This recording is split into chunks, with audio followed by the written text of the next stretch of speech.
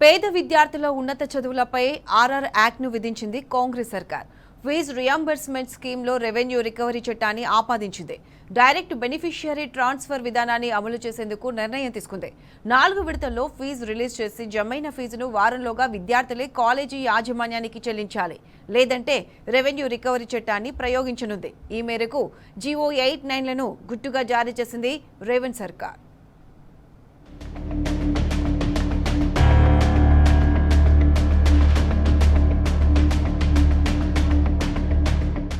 Fee reimbursement పథకాన్ని DBT విధానంలోనే అమలు చేయాలని కాంగ్రెస్ ప్రభుత్వం మరోసారి నిర్ణయించింది. విద్యార్థుల ఖాతాలకే నేరుగా నిధులను జమ చేసి వారంలోగా సదరు విద్యార్థులు ఆయా కళాశాలలకు చెల్లించాలి. లేదంటే చట్టం పరిధిలో వసూలు చేస్తామని తెలిపింది.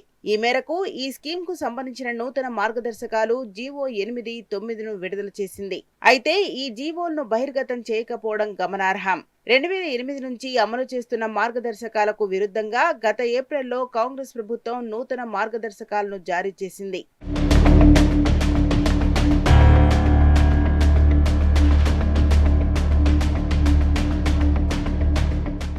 ఫీజు రియంబర్స్మెంట్ పథకంలో ప్రభుత్వం జారీ చేసిన నూతన నిబంధనలు 2026-27 విద్యా సంవత్సరం నుంచి అమల్లోకి వస్తాయి. పాత వారికి పాత నిబంధనలే వర్తిస్తాయి. గుర్తింపు పొందిన బోర్డులు, కేంద్ర రాష్ట్ర విశ్వవిద్యాలయాలు, వాటి అనుబంధ కళాశాలలు, ఇతర కళాశాలల విద్యార్థులే ఈ పథకానికి అర్హులు. కళాశాలల గుర్తింపు, కోర్సులు, సీట్ల వివరాలు ఈ పాస్ లో నమోదై ఉండాలి. ప్రభుత్వం యూనివర్సిటీ ఆమోదించిన కోర్సులు, సీట్లకే స్కాలర్షిప్ వర్తిస్తుంది. యాజమాన్య quota, NRI quota, spot admission సీట్లకు స్కాలర్షిప్ వర్తించబోదు.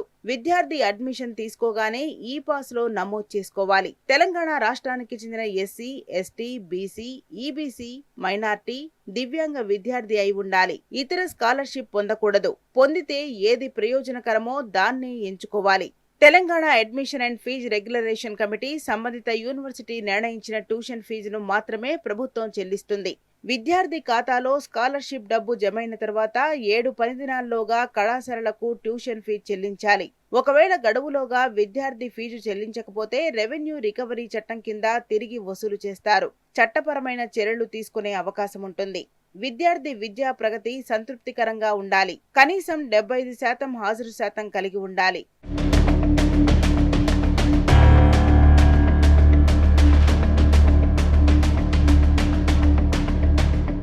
పేద విద్యార్థులకు ఫీజు రియంబర్స్మెంట్ పథకాన్ని మరింత కఠినతరం చేసేలాగా రేవంత్ ప్రభుత్వం కొత్త జీవోలతో నిబంధనలు పెట్టింది.